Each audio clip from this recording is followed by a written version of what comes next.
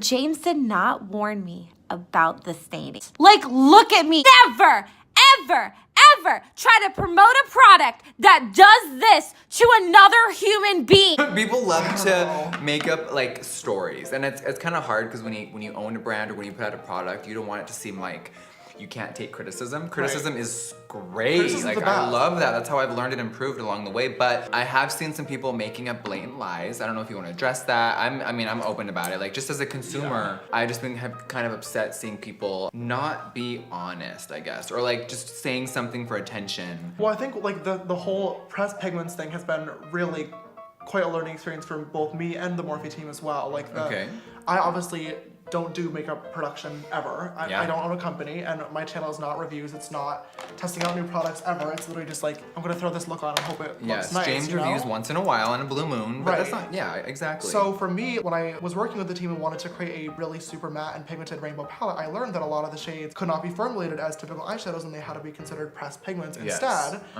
because that's like the way that you get those formulas to work and actually blend out, which definitely do take a little bit of more extra love and care when it comes to blending and using 100%, the right products. But when I was filming my 10 million special video a few days ago, I made a reference to the fact that it's like the palette is made for artists. If you were trying to create a watercolor painting, you would never put watercolors on canvas, or you would never put acrylic paint or oil paint on watercolor paper because it would seep through. If something is formulated a certain way and somebody's telling you, hey, this works best this way, it really blows my mind that people like don't want to hear that, and instead the instant reaction is, oh my god, like you're just coming up with excuses, like the product just sucks. It's like, no. Every product has an instruction, whether it's this bottle or this sponge, there's instructions. So if someone's giving you advice, you know, you should take it. Right, it's not mandatory. Like, you can still put watercolor on canvas, you can still put oil paint on watercolor paper. Exactly. It's just not gonna look as good as it could if you followed the recommended instructions, you know? So just dealing with that has been really eye-opening for me because, of course, like, I want to be as educated as I possibly can when it comes to my followers purchasing the palette because my name is on it, but at the same time, like, I'm not a scientist, so I've been learning and educating myself the entire time. There was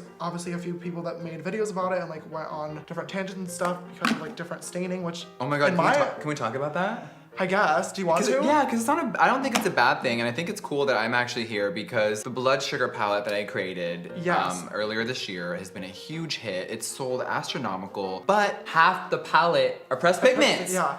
So you talked about this in the video, and I did not. So I was getting a lot of tweets being like, oh my god, James doesn't care about his consumers. Jeffree always cares. He always lists everything. And I'm like, you guys, Jeffree's listed everything. I did, but I'm also like, Jeffree's been doing this on his channel for 3 years. Yeah, exactly. He does this every single video. I've never done this before. So it's like. So people were upset that you didn't fully go into detail about it, or what? So I mean, full disclosure, half the palette is pressed pigments. I was very clear about that and very open and honest about that. You do have to use certain techniques and products if you want it to perform the best, and because of the fact that they are considered pressed pigments by FDA standards, a lot of them technically are not eye safe. Yes. But that being said, I've used every single one of them on my eye, and I've never had an issue. Almost all my friends are, almost all my makeup friends are, but some people do have sensitive skin and sensitive eyelids, and it will stain some people. I've gotten stained by every single pink eyeshadow I've ever used. Same. I will say that. I don't care what brand it is. Every single pink eyeshadow I've ever used, I've been stained, but I've never been affected. But the reality is some people do have sensitive skin and can have allergic reaction, but it's up to the consumer to, of course, read the directions. If you're allergic to something, check the box before putting it on.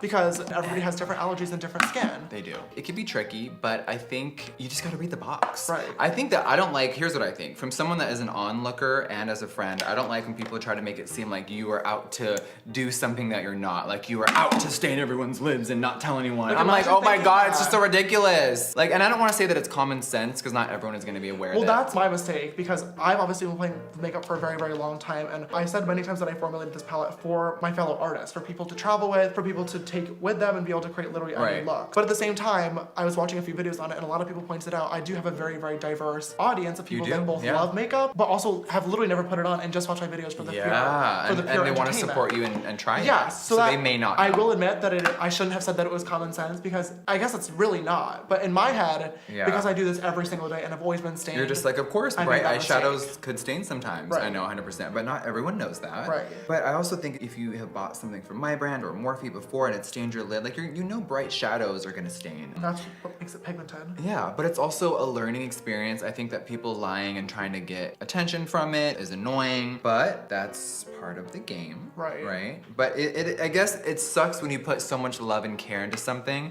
and someone wants to flip it and like it's bad or it's awful. And you're like, girl, what are you talking about? Right. So yeah, you get your feelings hurt or you get upset because you want to defend it because you know, it's like, come on. You're proud of your work. It's your baby. Right.